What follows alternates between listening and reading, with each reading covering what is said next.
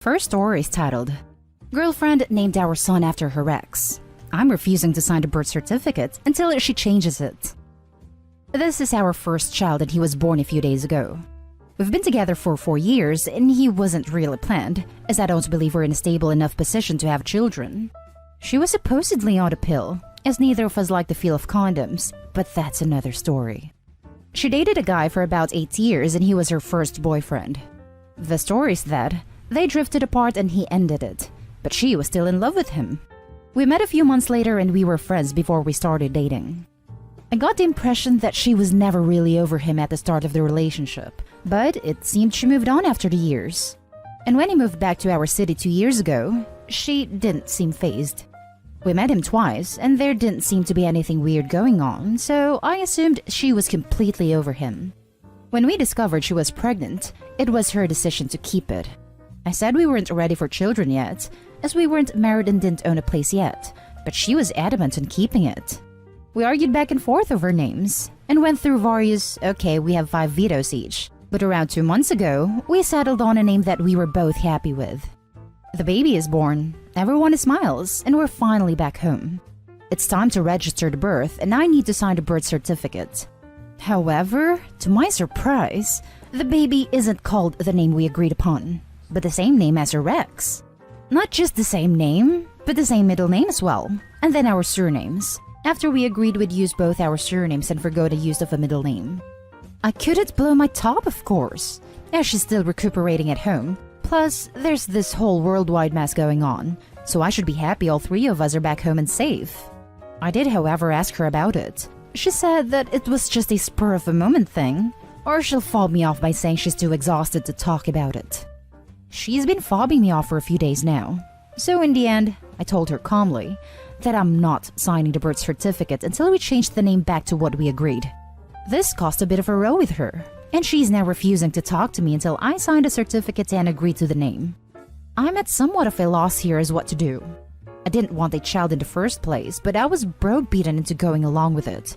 And now the name we agreed on is taken away from me? And to add insult to injury, she's named the boy after her ex. And I'm now plagued with doubt and wondering if I should get a paternity test, or whether she's still in love with him. Now for the top comments. 100% get a paternity test. I don't want to disrespect your girlfriend, but it's freaking crazy to name a kid after her ex. Is she okay? Is she suffering from postnatal depression or anything? Not just first name, first and second names. Paternity test all the way. Yeah, this would be completely bonkers, even if she had totally cheated and it was the ex's kid. It's just a screaming banner that says, I'm obsessed with my ex and/or cheating, which is extraordinarily weird. Something is very wrong here. And if it's cheating, it also goes way beyond cheating. It appears you know what you need to do, so if it helps, here it is. 1. Get a paternity test. 2. Get tested for STDs. 3. Do not sign until the name is changed, and you are identified as the father via paternity test. In the end, you'll need to ask yourself if this is the type of relationship you want, because if she is this controlling and manipulative now, it will only get worse. This is the best advice. My opinion? Count it as a blessing that she's refusing to talk to you. Sort of reminds me of the time my cousin, as a child, got mad at her mom and shouted, "Fine then, I'll just go to my room." My mom and her mom looked at each other and were like, okay. Sounds like she thought the baby name line was where she was supposed to put the bio father's name. You should also get a paternity test before you sign the birth certificate to avoid any future issues. At this point, she's done absolutely nothing to indicate that it's your kid, and it almost seems like she's trying to subconsciously tell you it's not. You know, I wonder if that's what could have happened.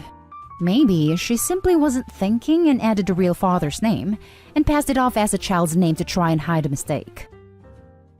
Now for the next story. Am I the a-hole for telling my mom she can't come into my house and meet her first grandchild after driving 12 hours? My mom is a textbook narcissist. She's great with babies and stayed home with my brothers and I. But the second we got a little older and could start thinking more independently or didn't need her as much, she started to be verbally and emotionally abusive. She's extremely insecure, mean, bitter, and has tried to break my spirit my entire life. I'm sure she loves us, but her mom was even worse than she was. So she only knows how to be insecure and spiteful. And I'm at a point in my life where I've accepted we will never have a relationship, and she will never be able to give me what I need. She moved 12 hours away once my parents divorced, and we see her maybe 1 to 3 times a year, usually because there's some type of wedding or graduation, but hardly just because or just to spend time. She now has a new boyfriend who is the ultimate family man, super into his children and grandchildren. So now my mom is trying to paint this "I'm a great mom and my children and I have the best relationship" picture to him and all her Facebook friends. Well, I just gave birth to a beautiful baby boy, and we've set rules due to COVID. My mom never offered to come help me, and I refuse to have anyone who doesn't make me feel comfortable or will help me sitting at my house for hours while I try to bond with my new baby, learn to breastfeed, and recover from postpartum. I set these expectations with my mom, and she kept hinting that she wanted to drive up for 24 hours just to see the baby right after she's born, and then leave and come back in a few weeks. I told her no, and if she did, she will not be let into my house. Just wanted to add, of course, she wanted to come see the baby and not help me at all. She just wants her picture and to tell her friends and boyfriend she was there when the baby was born. Anyway, a week postpartum, she showed up at my house wanting to come in and see the baby. Could have been hormones or just me being fed up with her or both, but I refused to let her in my house and told her she needs to respect my boundaries and can't just walk all over me, and I didn't let her in. I want to do everything different for my baby and be a better mom to him than I had, and I felt like this was the first time I've ever stood up to her. My family supports my decision, but of course, this just started another war with my narcissistic mother. So, am I the a-hole? Now, for the top comments. Not the a-hole. Your house, your baby, your rules. Your mother just wants to make her Facebook friends believe she is a supportive grandmother. True that. She is the definition of a Facebook mom. Not the a-hole. She refused to accept your plainly stated boundaries and thought she could manipulate you if she turned up in person. She was abusive growing up and only has an interest now because you serve a purpose in that she can use you and your child to look good. She has no place in your life and will only bring stress and toxicity. Thank you. Not the a-hole. Play stupid games, win stupid prizes. She lost. I'm going to use that.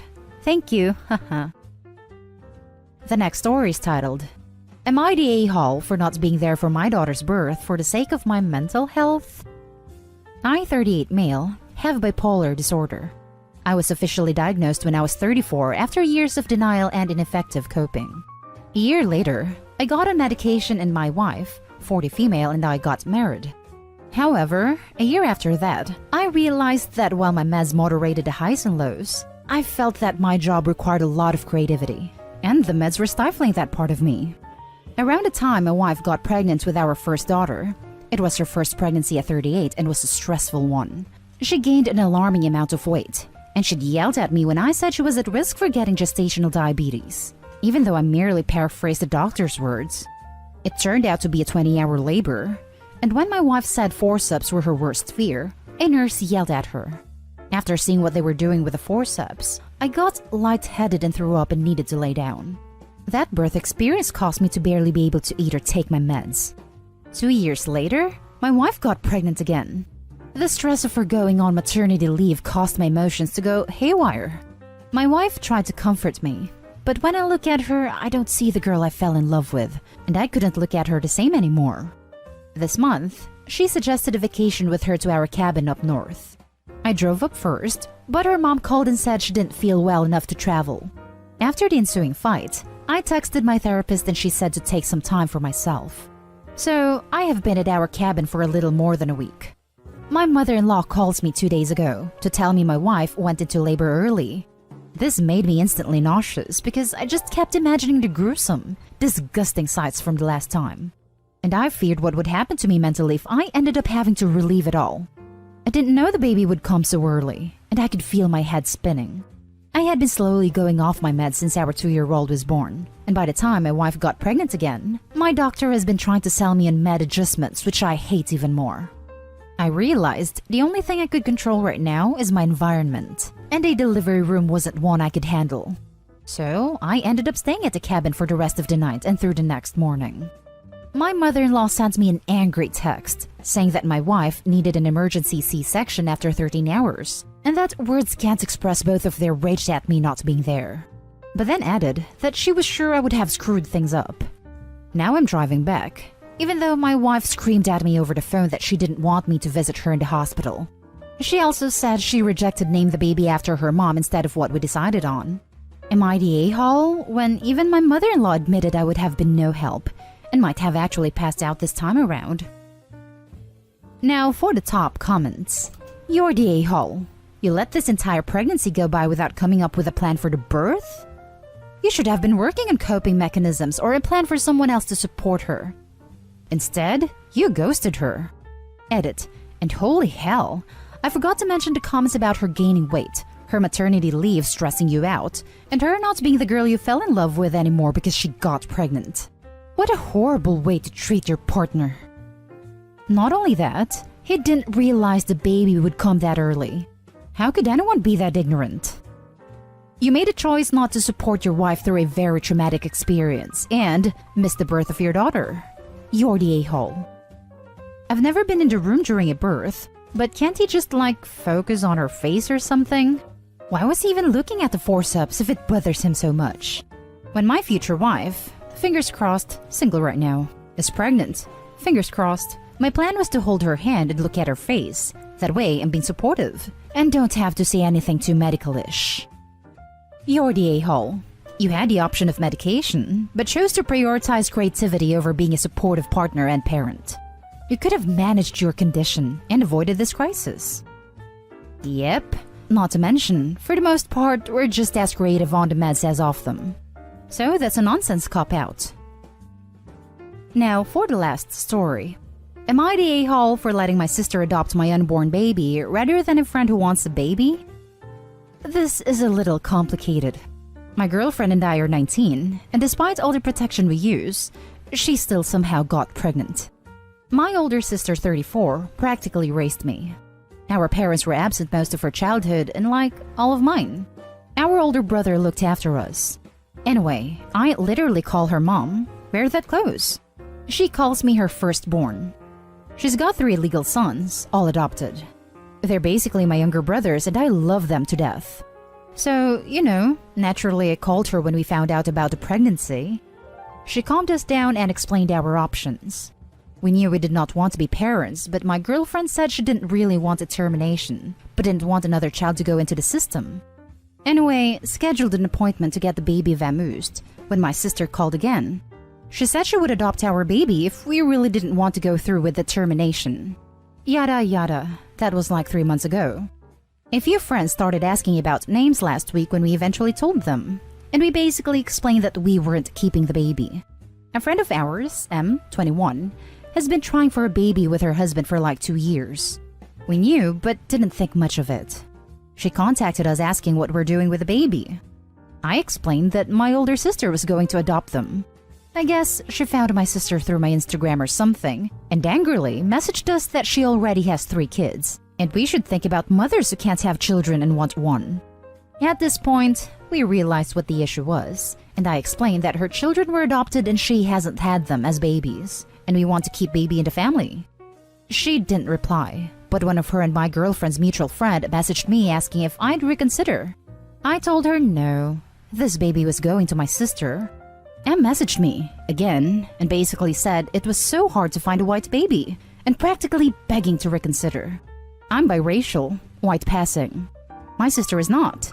I got angry, and told her I didn't want some white girl stripping another child of their culture, then sent her on her way. It's divided our friends. Some think that she was racist, and some think she's just desperate for a baby. My sister says we can do what we want with the baby, but her home is always open. I think the baby should still go to my sister, but my girlfriend was really affected by Em's words and is concerned that we could be giving a young woman what she desperately wants. We have months to decide, but I'm torn. Am I the a-hole? Now for the top comments. Not the a-hole. M is for this. M messaged me, again, and basically said it was so hard to find a white baby, and practically begging to reconsider. I'm biracial, white passing. My sister is not. You and your girlfriend should do what's best for the baby. No pity or guilt. What is objectively best for the child?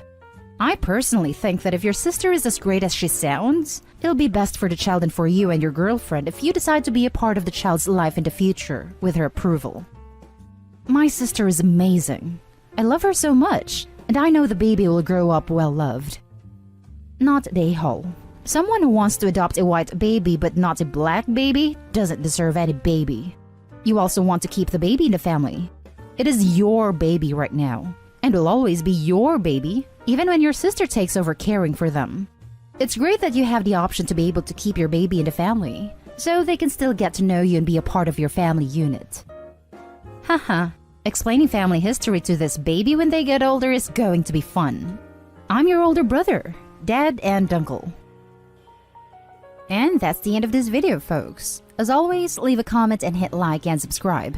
And if you want more of this content, turn your notification on to get updated on the latest videos. And I'll catch you in the next one. Stay safe.